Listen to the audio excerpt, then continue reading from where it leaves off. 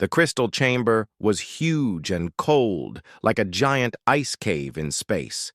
Ambassador Hana Kim sat in the small human section, looking up at creatures that seemed to come from nightmares. The station floated in empty space between three star systems, far from any sun or planet. This was supposed to be neutral ground, but Hana felt like a mouse surrounded by hungry cats. For 6 long months, she had been here talking and listening and trying to save her people. The war had been going on for 3 years now, and Earth was losing badly.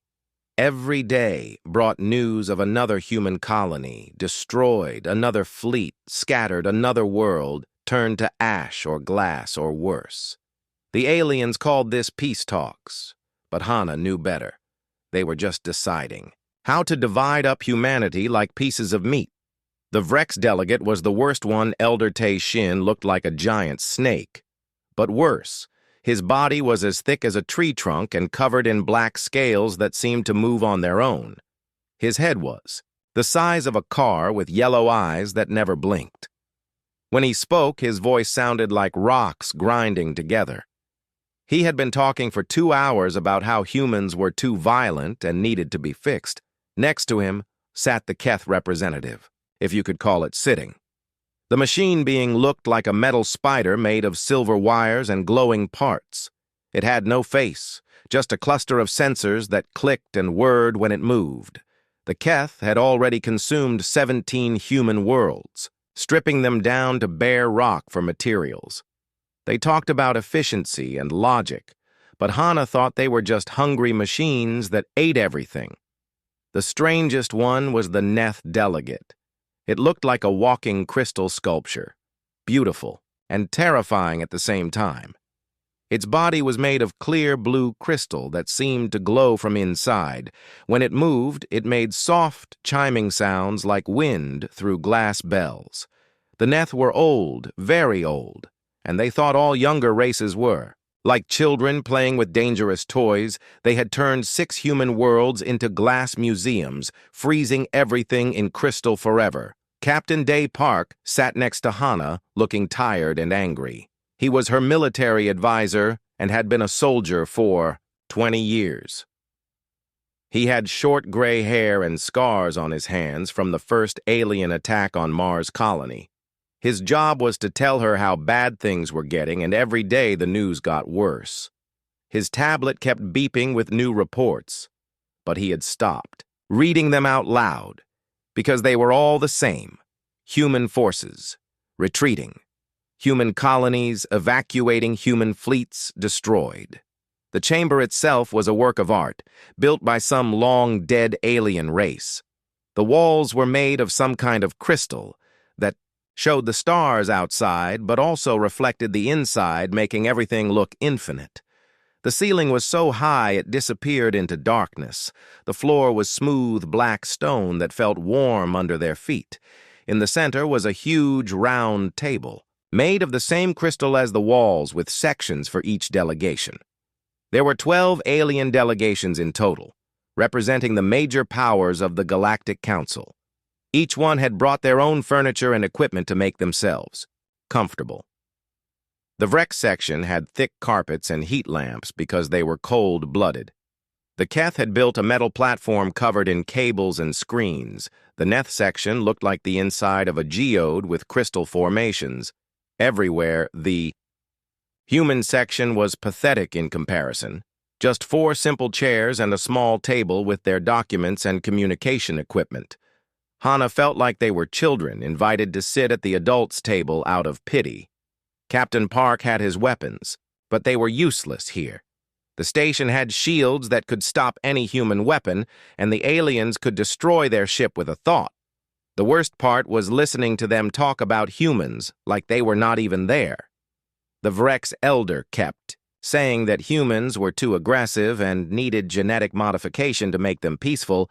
The Keth representative calculated how many humans could be useful as workers and how many were surplus.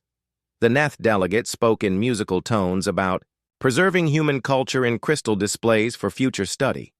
They had been talking for hours about the terms of surrender, because that was what this really was. The aliens did not want peace. They wanted submission. They wanted humans to give up everything and accept whatever scraps they were offered. The terms were simple and horrible. Humans would be moved to reservation worlds far from Earth. Children would be taken away to be raised by alien families to remove their violent nature. Earth itself would become a museum for tourists. Hana tried to stay calm and diplomatic, the way she had been trained. She spoke carefully and politely, asking for small changes to the terms. Could humans keep some of their weapons for hunting? Could families stay together during relocation? Could Earth remain a human world, even if it was supervised? Every request was denied with patient explanations about why humans could not be trusted. The aliens acted like they were being generous by letting humans live at all. The Vrek's elder explained that most violent species were simply eliminated when they became troublesome. Humans were lucky that they were interesting enough to preserve. The Keth representative showed calculations proving that human labor could be valuable if properly directed. The Neth delegate said that human art and music would make beautiful additions to their eternal galleries. Captain Park kept getting updates on his tablet, and each one made his face darker. The Saturn defense ring was failing. Titan base had gone silent. The transport ships evacuating Mars were being hunted down like animals. Earth itself was surrounded, but the final attack had not started yet. The aliens wanted the surrender signed first to make it all legal and proper. The weight of 8 billion lives pressed down on Hana like a mountain. Every person on Earth, every child in the colonies, every soldier fighting hopeless battles, they were all depending on her to save them. But how could she save anyone when the aliens held all the power? Their ships could destroy planets. Their technology was like magic compared to human weapons. Their knowledge spanned thousands of years. While humans had barely learned to travel between stars, she looked around the chamber at the alien faces, some curious, some bored, some hungry. All of them saw humans as inferior beings that needed to be managed like dangerous animals. None of them understood what it meant to be human, the drive to be free, the refusal to give up even when everything seemed hopeless. They thought they knew everything about warfare and politics and civilization, but they had never met anyone quite like humans before. The crystal walls showed the stars outside cold, and distant Earth was out there somewhere blue and beautiful and dying. The colonies were scattered across space, each one fighting alone against impossible odds. The human fleet was brave, but tiny, compared to the alien armadas that darkened the sky around every human world. Time was running out, and every minute spent talking was another minute closer to the end of everything. Hana felt something building inside her chest, like pressure in a steam engine. She had been polite and diplomatic for 6 months, listening to these creatures decide the fate of her species, but politeness had not saved a single human life. Diplomacy had not stopped a single alien attack. Maybe it was time to try something different. Elder Tae Shin moved his massive body closer to the human section. His scales made a scraping sound against the crystal floor, like fingernails on metal. The giant snake alien towered over Hana and Captain Park, casting a shadow that seemed to swallow them whole. His yellow eyes fixed on Hana with what might have been amusement or hunger. It was hard to tell with aliens. The Vrek's elder began speaking in his grinding voice about the wonderful improvements they would make to humanity. Genetic modification would remove the violent tendencies that made humans so dangerous. Their short lifespans would be extended so they could serve the galaxy for centuries instead of mere decades. Their chaotic emotions would be smoothed out, replaced with calm, logical thinking patterns like the other civilized species. He described it as a gift, the greatest mercy ever shown to a primitive species. Humans would be transformed into something better, something worthy of galactic society. Their children would thank them for this chance to evolve beyond their animal nature. The painful memories of war and loss would be edited out of their minds, leaving only peaceful thoughts and grateful service. The Keth representative clicked and word in agreement, showing holographic displays of how human labor could be optimized.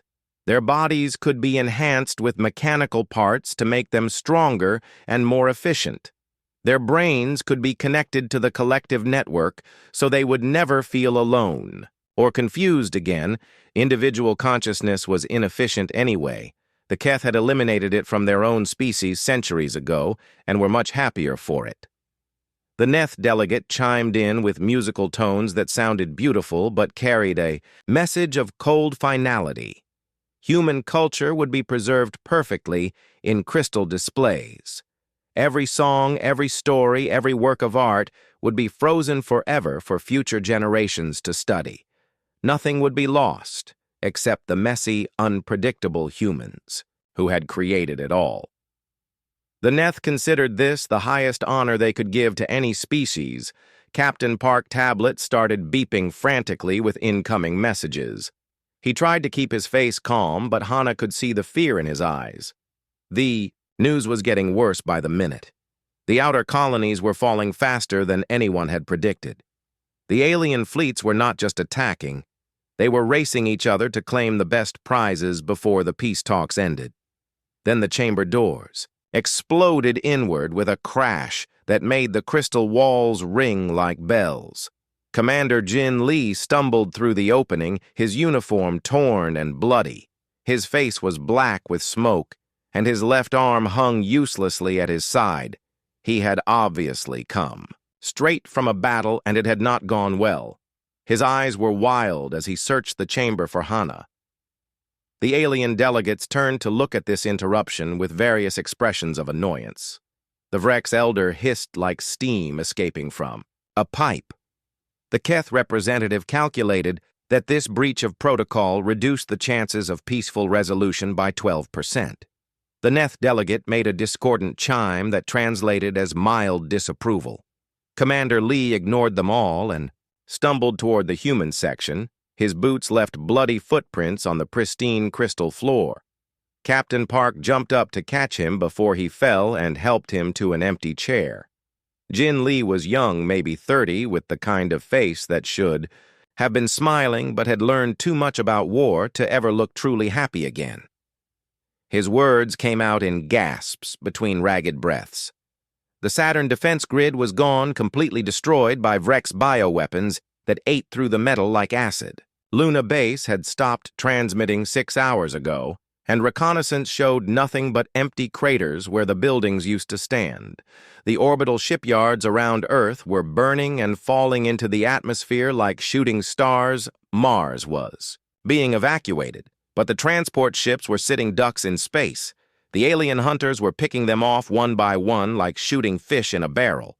Families were being separated as parents put their children on the first available ships, not knowing if they would ever see each other again. The lucky ones died quickly when their ships were destroyed.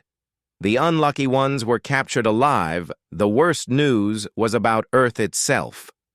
The final invasion fleets were already moving into position. Around the home world, massive alien ships that looked like cities or mountains floating in space.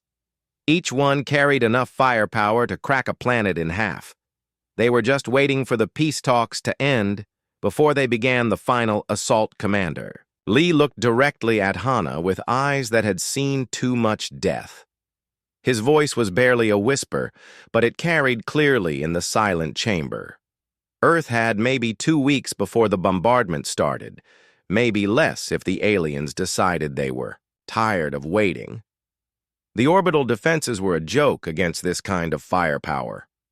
The surface cities were already digging shelters, but everyone knew it was hopeless.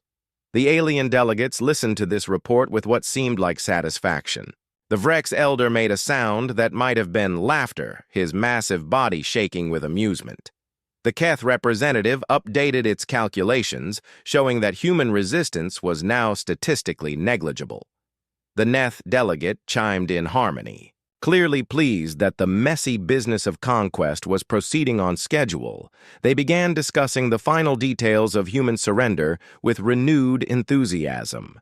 The Virex wanted first choice of the agricultural worlds to feed their growing population. The Keth claimed the industrial colonies with their valuable mining operations. The Neth requested the worlds with the most interesting geological formations for their crystal gardens. Hana listened to them dividing up human space like they were sharing a meal. Her people were dying while these creatures argued over who got which pieces of the corpse. 3 years of war, 6 months of talks, and it all came down to this. Humans reduced to resources to be distributed among their conquerors. She thought about Earth, green and blue and beautiful, hanging in space like a jewel. All the cities full of people who trusted her to save them. All the children who would never grow up free. All the dreams and hopes and love that would be crushed under alien rule. The weight of it pressed down on her until she could barely breathe. Captain Park was watching her with concern. He had seen that look before on the faces of soldiers who had been pushed too far. The moment when training and discipline cracked under impossible pressure. When people realized that following the rules was not going to save anyone. When the only choice left was between surrender and something else entirely. The alien voices droned on, discussing humans like they were livestock to be managed. The Vrex elder was explaining how human breeding programs could produce better workers. The Keth representative was calculating optimal population levels for maximum efficiency. The Neth delegate was choosing which human cities would make the most beautiful crystal sculptures. Something was building inside Hana, like a storm gathering strength.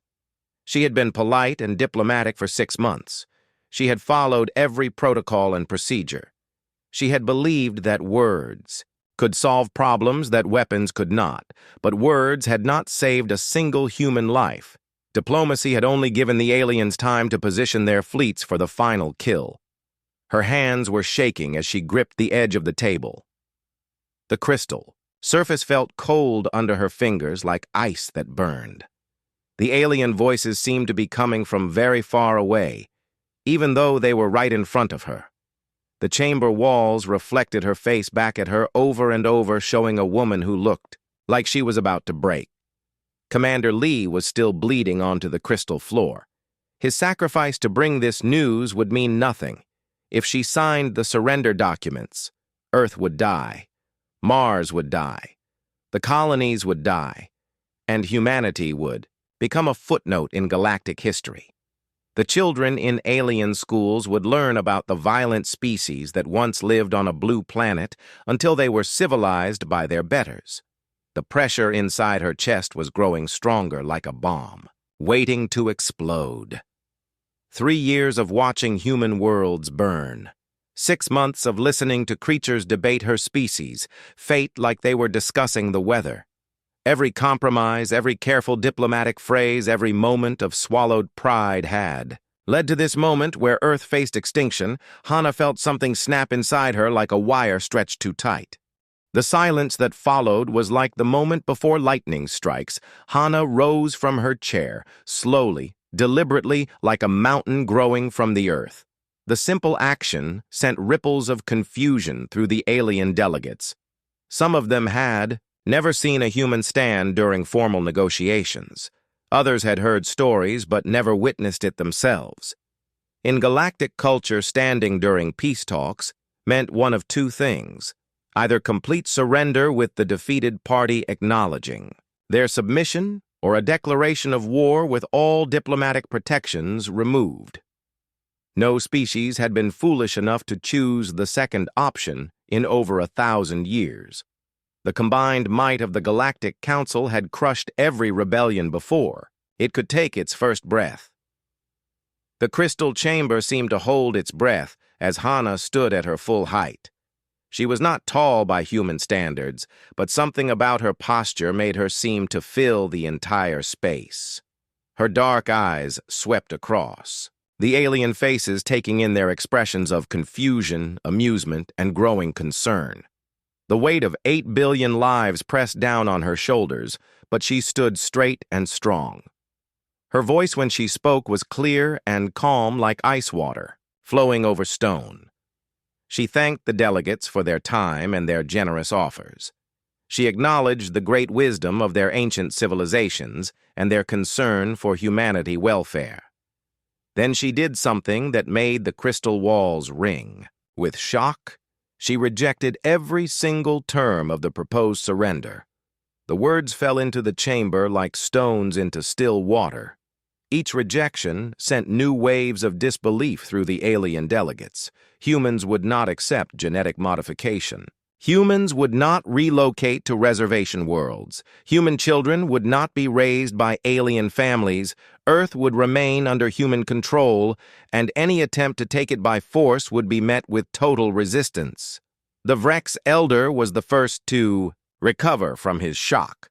His massive body began to shake with what the translators rendered as laughter, though the sound was more like rocks grinding together in an avalanche. He asked if Hana truly believed her pathetic species could stand against civilizations that had conquered entire galaxies. Did she not understand the mathematics of the situation? Humans had perhaps 100 warships, while the Council commanded millions. The Keth representative began displaying holographic calculations, showing human military assets compared to alien forces. The numbers were so lopsided, they looked like a joke. Human kinetic weapons against energy shields that could stop supernovas. Human nuclear missiles against armor that had survived black hole. Collisions. Human fighters against ships the size of moons. The statistical probability of human victory was so small, the computers could not even display it. The Neth delegate made a sound like crystal bells breaking in a winter storm. The ancient being had seen thousands of species make similar declarations of defiance just before their final extinction. Humans were young and foolish and could not comprehend the forces arrayed against them. Their courage was admirable in the way that AI, small animal fighting a natural disaster, might be admirable but equally meaningless.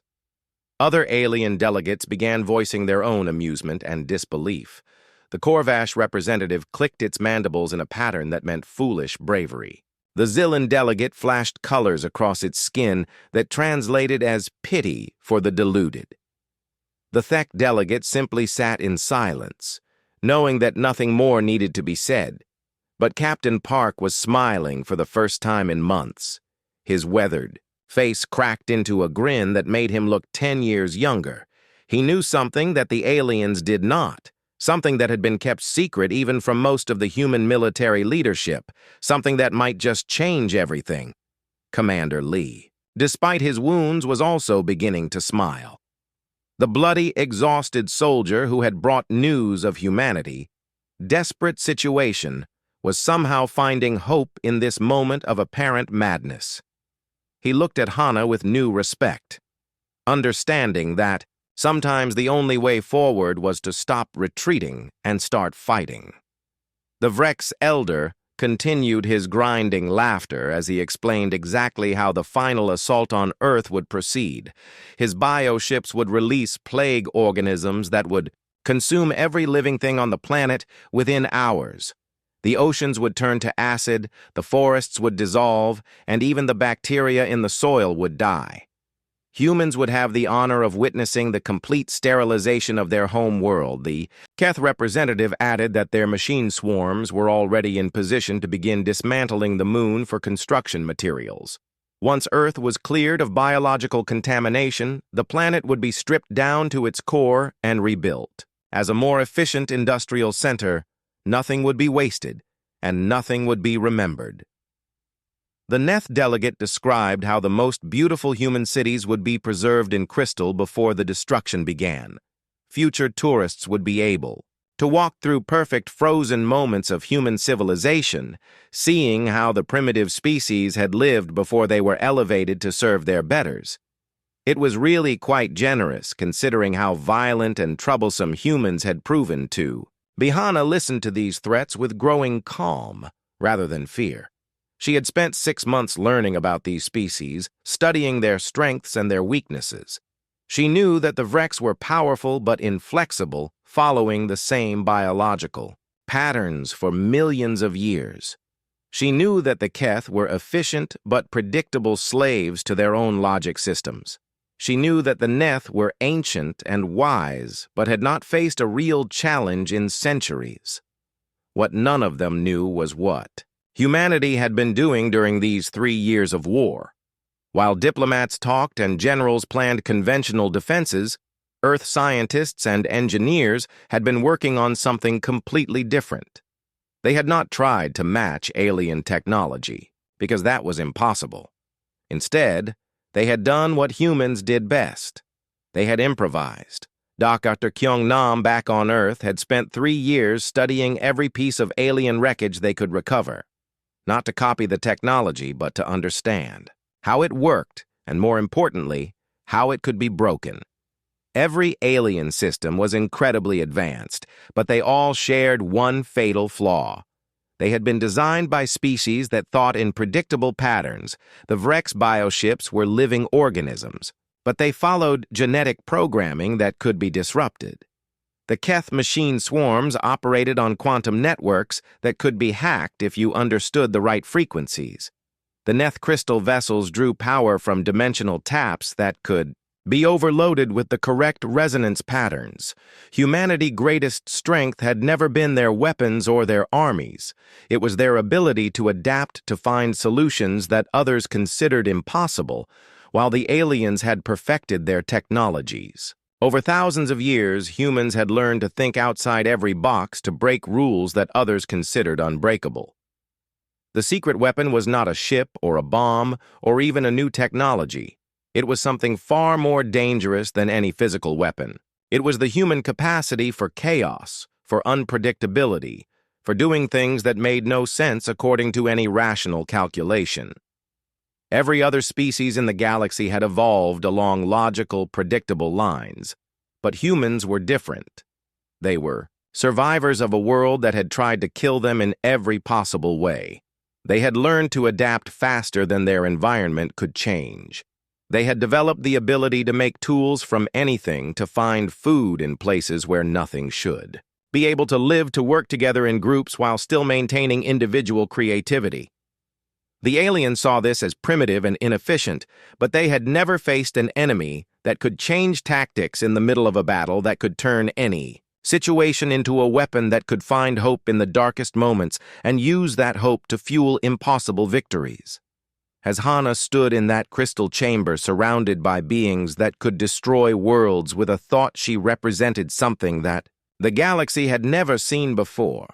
A species that refused to be predictable, that would not follow the rules that had been written by their conquerors. A species that had looked at impossible odds and decided to make them possible. The peace talks were over, but the real war was just beginning. The news of Hana Declaration spread across human space faster than light itself, carried by quantum communication networks that had been silent for months. Suddenly, every human colony, every outpost, every hidden base received the same message. The peace talks were over. Humanity had chosen to fight. Earth would make its stand, and every human who could hold a weapon was called to join the battle on Mars colony. Governor Yuki Sato had been preparing evacuation ships when the message arrived. She stopped the loading immediately and ordered her people to the defense bunkers instead. The colonists looked at her like she had lost her mind. The alien fleets were already visible in the sky, like new stars that promised death. But something in the governor's voice made them listen. The orbital defense platforms around Jupiter began broadcasting strange signals into deep space instead of powering down as planned. Admiral Bo Kang had been moving his fleet toward Earth for a final desperate stand. But now his ships changed course, spreading out through the system in patterns that made no tactical sense to anyone watching on Luna Base, which the aliens thought was already destroyed. Chief Engineer Hai Park emerged from the deep bunkers. With her surviving crew, they had been hiding underground for 2 days, letting the aliens think they were all dead. Now they began activating systems that should not exist, broadcasting signals that should not be possible. The aliens initially dismissed all of this as meaningless defiance. The combined invasion fleets were already moving toward Earth like a slow avalanche of death and destruction. Their advanced scouts reported that human resistance was scattered and unorganized, exactly what they expected from a primitive species facing extinction. The Vrex bioships moved through space like living mountains, their organic hulls pulsing with alien life. Each ship was a complete ecosystem capable of consuming entire worlds and turning them into more bioships. They had done this to hundreds of species over the millennia and saw no reason why humans would be any different. The Keth machine swarms flowed through the void like rivers of liquid metal. Each individual unit no larger than a human fist, but capable of combining into structures the size of cities. They could disassemble a planet in days, turning mountains into starships and oceans into fuel. Their collective intelligence had calculated every possible human response and found them all wanting.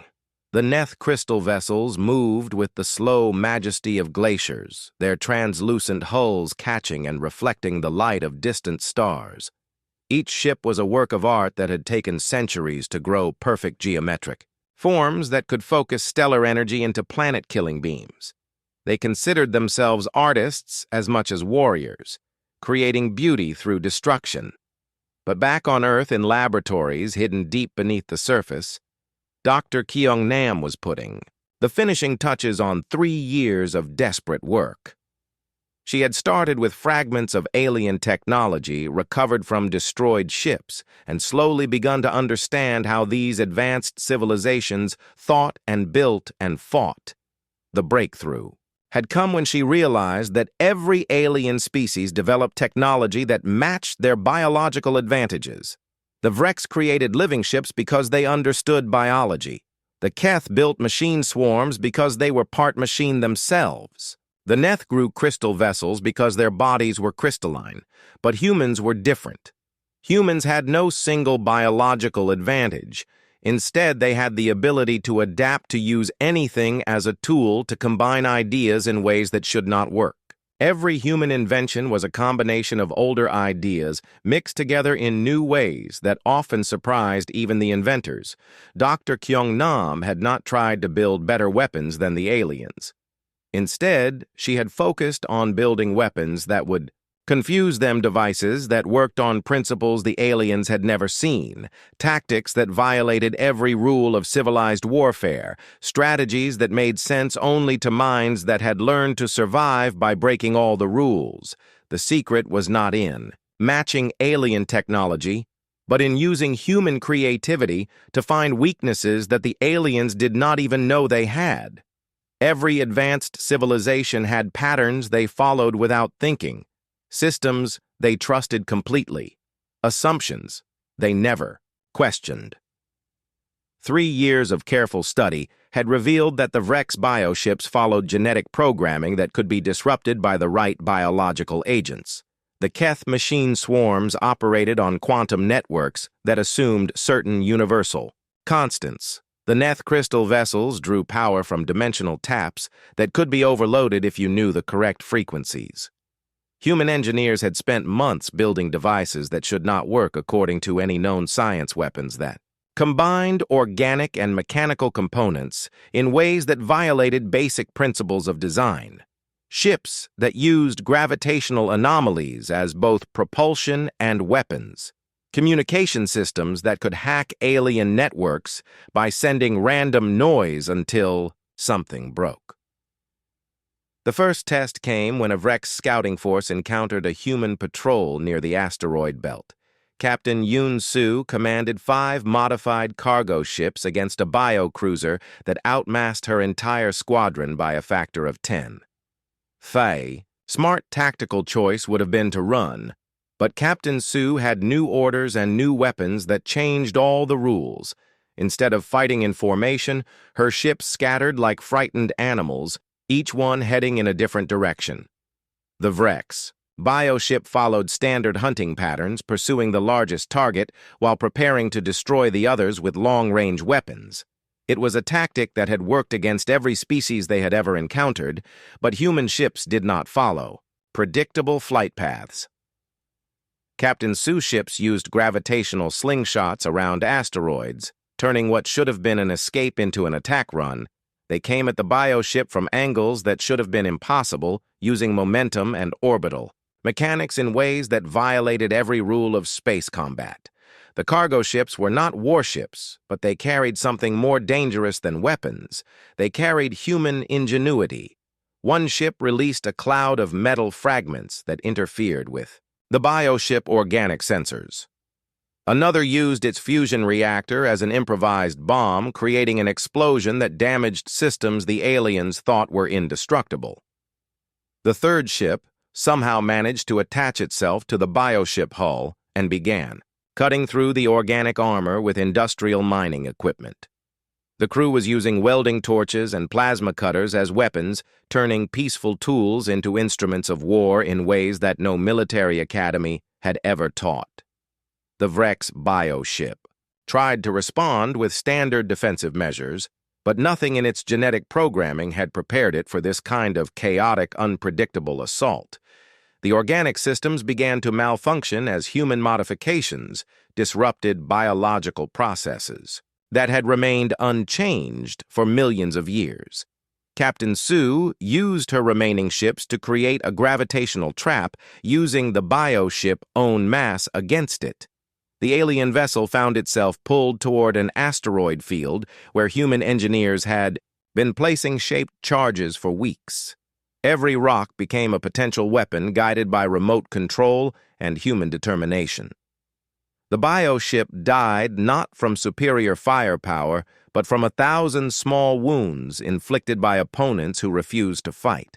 By the rules, the Vrex had encountered species with better technology, faster ships, stronger weapons, but they had never faced an enemy that could turn anything into a weapon, that could adapt tactics in the middle of a battle, that could find victory. In situations where defeat was mathematically certain, news of the impossible victory spread through both human and alien networks.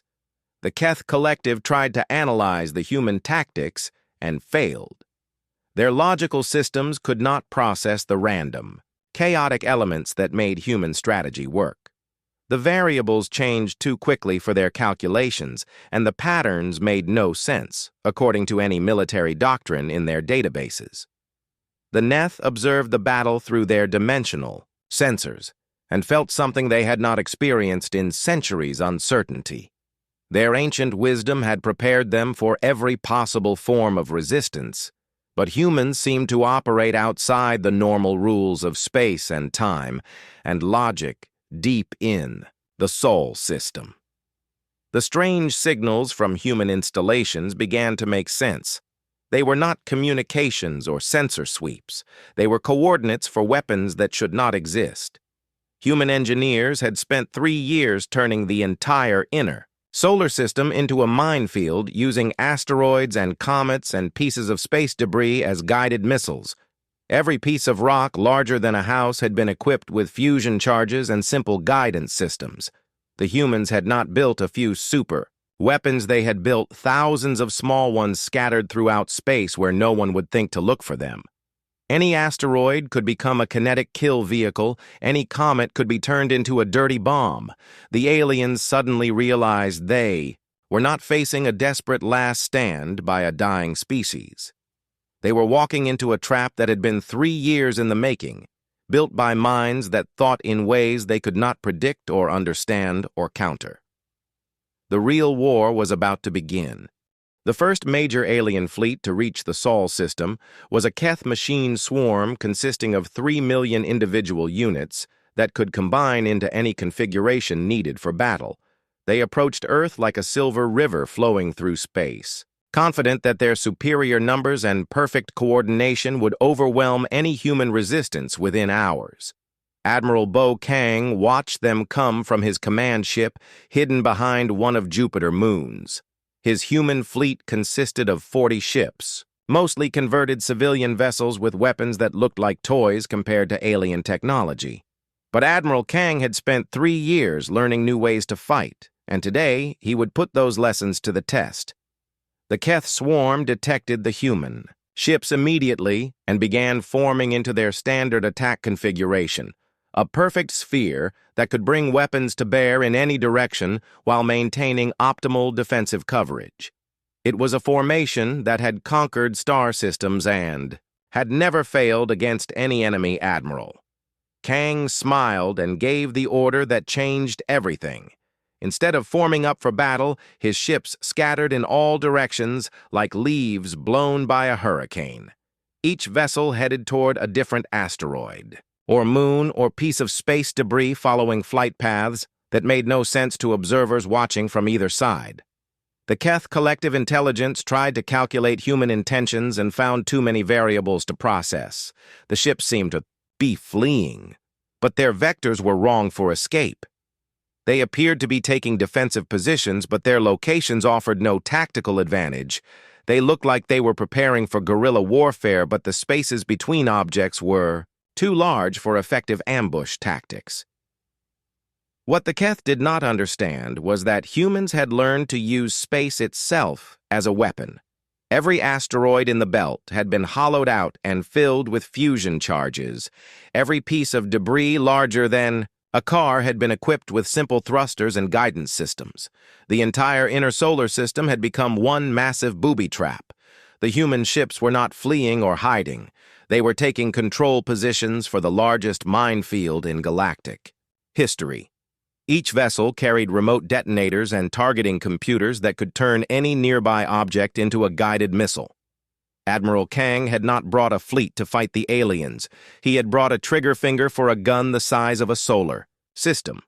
The first surprise came when the Keth swarm tried to pursue the scattered human vessels. 1,000 asteroids suddenly changed course, converging on the alien formation from every direction. The machine units tried to destroy the incoming rocks, but there were too many targets moving too fast in too many different patterns. Each asteroid that the Keth destroyed revealed another surprise inside. Instead of solid rock, they found fusion bombs that detonated with the force of small stars. The explosions were not meant to destroy the alien machines, but to scatter them, breaking up their perfect formations and forcing them to operate as individuals instead of a collective. Human ships appeared from behind moons and asteroids using gravitational slingshots to achieve impossible velocities. They struck at isolated Keth units with weapons that should not work. Mining lasers focused through improvised lens systems, cargo bay doors rigged to launch clouds of metal fragments. Industrial, robotic arms converted into kinetic weapons. The converted civilian ships had one advantage that military vessels would have lacked. Their crews knew these ships inside and out. They understood every system, every backup, every improvised modification that had been made during 3 years of desperate preparation. When normal weapons failed, they used whatever was available. Captain Yun-Su had learned from her first victory against the Vrex bioship. Her cargo hauler was now equipped with magnetic grapples that could attach to enemy vessels and begin cutting through their hulls with industrial equipment. Her crew used welding torches and plasma cutters to slice through alien armor that had been designed to stop energy weapons but not simple. Heat Commander Min Park converted his passenger liner into a missile carrier by filling the cargo bays with asteroids and using the ship's artificial gravity to launch them at enemy targets. The rocks moved too slowly to be effective weapons, but they carried fusion charges that turned each impact into a nuclear explosion. Engineer High Park had survived the destruction of Luna Base by hiding in the deep mining tunnels. Now she emerged with excavation equipment that could drill through solid rock in minutes. She used industrial borers to pierce Keth machine units and plant explosive charges inside their quantum processing cores. The Keth Collective tried to adapt to these chaotic human tactics, but their logical systems could not process the random elements fast enough. Every time they calculated a response to one threat, 3 new ones appeared from directions they had not considered. Humans seemed to be making up their tactics as they went along, turning any available object into a weapon. The breakthrough moment came when Dr. Kyung-nam experimental quantum disruptor was deployed from a hidden base on Ceres. The device looked like a radio telescope, but it broadcast a signal that interfered with the quantum networks that linked the Keth collective intelligence together. Suddenly, 3 million perfectly coordinated machines became 3 million individual units with no central command. Each one was still dangerous, but they could no longer work together as a single entity. They began operating on basic programming that made them predictable for the first time in the battle. Human ships that had been fleeing suddenly turned and attacked isolated Keth units, using swarm tactics that the aliens could no longer coordinate. A defense against the machines found themselves outnumbered and outmaneuvered by opponents who had seemed hopelessly outgunned just minutes before. The victory was not clean or easy. Dozens of human ships were destroyed, and hundreds of brave people died in the fighting. But when the battle ended, the Keth machine swarm was scattered and broken, their perfect coordination shattered by weapons that should not have worked according to any known science. News of the victory reached the other alien fleets just as they were preparing for their own attacks. The Vrex bioships paused in their advance as their organic computing systems tried to process reports that made no sense. The Neth crystal vessels slowed their approach using their dimensional sensors to scan for threats they could not identify on Earth. The celebration was brief. People knew this was just the first round in a war that would determine the fate of humanity. The aliens still had overwhelming advantages in numbers and technology, but something had changed in the galaxy today. A young species had looked at impossible odds and found a way to win. The secret was spreading through human space faster than the speed of light. Every colony, every outpost, every hidden base was receiving new instructions based on lessons learned in the Sol system. Battle humans were learning that their greatest weapon was not any single device or tactic, but their ability to adapt and improvise and find victory where none should exist. In the crystal chamber where it all began. Ambassador Hana Kim received a message from Admiral Kang that consisted of just 3 words. The tide turns, the peace talks had ended when she stood up, but the real war was just beginning, and for the first time in 3 years, humans had reason to hope. The aliens were about to learn what happened when you cornered a species that had survived everything their own planet could throw at them, a species that had learned to make tools from rocks, to find food in deserts, to build cities in places where nothing should be able to live. They were about to face humans who had nothing left to lose and everything to fight for. 6 months after Ambassador Hana Kim stood up in that crystal chamber, she found herself sitting in a very different room. The Galactic Council chambers on Nexus Prime had been completely restructured to accommodate human seating and human needs. The same aliens who once debated humanity enslavement now waited patiently for her to speak. The war had not ended with a single great battle, but with a series of impossible victories that left the galaxy reeling, human tactics that made no sense, according to any military doctrine, had somehow defeated forces that should have been unstoppable. The aliens began to realize they were not facing a primitive species, but something entirely new, the Vrex Elder Te Shin, who had once described humans as violent animals, now sat quietly in his section, listening to human engineers explain how they had developed countermeasures for bioship genetics. His massive snake-like body no longer seemed threatening, just ancient and tired. The great predator had met something he could not consume. The Keth representative had been replaced by a newer model after the collective intelligence suffered what could only be described as a nervous breakdown trying to analyze human battle tactics. The new unit clicked and whirred softly as it processed data about human chaos theory and quantum uncertainty principles that had somehow been weaponized. The Neth delegate still chimed like crystal bells, but the sound was different now, less confident and more curious. The ancient beings had watched their perfect crystal vessels disabled by human weapons that used their own dimensional technology against them. It was the first time in millennia that the Neth had encountered something they did not understand. The real change was not in the aliens' attitude toward humans, it was in what humans had brought to the galaxy. The war had revealed that the great civilizations had become stagnant in their perfection. They had solved every problem they could imagine, and had stopped growing, stopped learning, stopped adapting.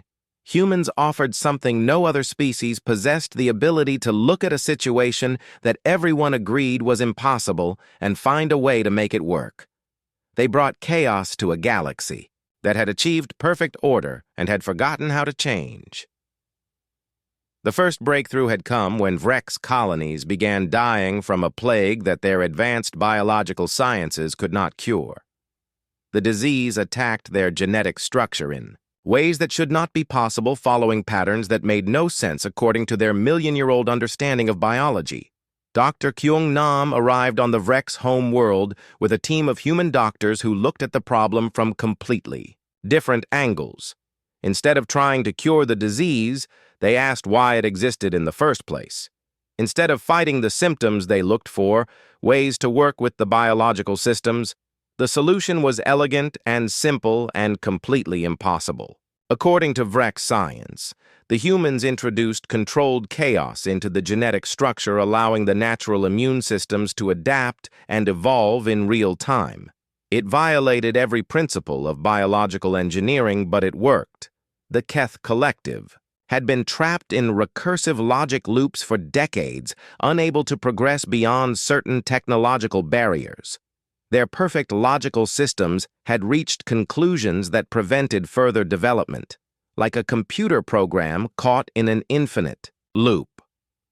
They could not break free. Human mathematicians introduced concepts of controlled randomness and beneficial uncertainty that allowed the Keth to break through barriers they had not even realized existed.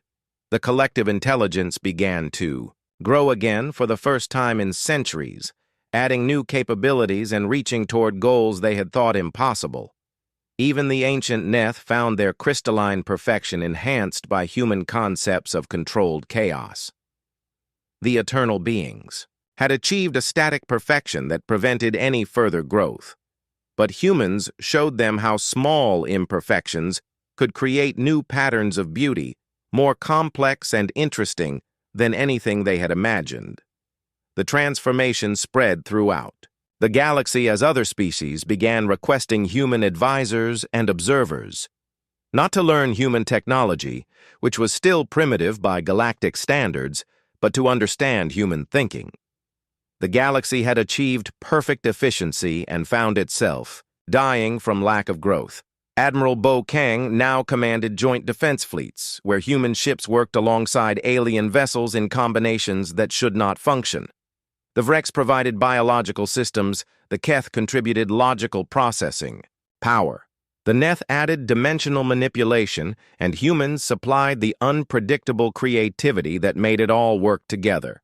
Captain Yoon Soo led exploration missions into regions of space that had been considered too dangerous for civilized species. Her mixed crews of humans and aliens discovered new phenomena and developed new technologies by combining different ways of thinking about the same problems.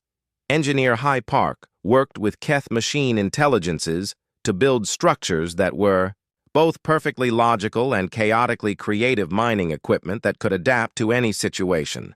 Habitats that grew and changed according to the needs of their inhabitants. Transportation systems that found new routes through space-time itself free. Peace talks had ended when Hana stood up, but they had been replaced by something far more valuable than simple.